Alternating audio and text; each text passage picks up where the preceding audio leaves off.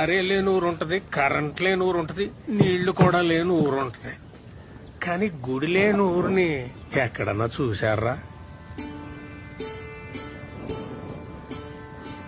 ఉండరా ఉండదు కదా. ఉండదు, అలాంటి ఊరే ఉండదు. ఎందుకో తెలుసా? ప్రతి గుడిలోని దేవుడు ఉంటాడని కాదురా, ఆ గుడి ఆ దేవుడిగా చెప్పాలని, ఆ కథ మనకు గుర్తుండిపోవాలని కడతారా. మన రామాలయం సీతను కాపాడుకున్న రాముడు కథ కాదు చెప్పేది. అలాగైతే అది ప్రేమ కథ మాత్రమయ్యేది కదా. ఆహా, రాముడి సమస్య తనదనుకున్న హనుమంతుడి కథ. ధర్మం వైపు ఉన్న రాముడికి మేమున్నామని నిలబడ్డ వానరుల కథ.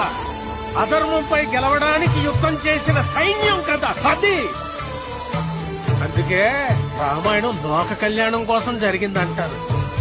ప్రతి భజనలోనూ చెప్పుకునే ఈ కథ ఏదో ఒక రోజు మనకు ఉపయోగపడాలని చెప్తాం. అది ఈ రోజు అవ్వాలరా.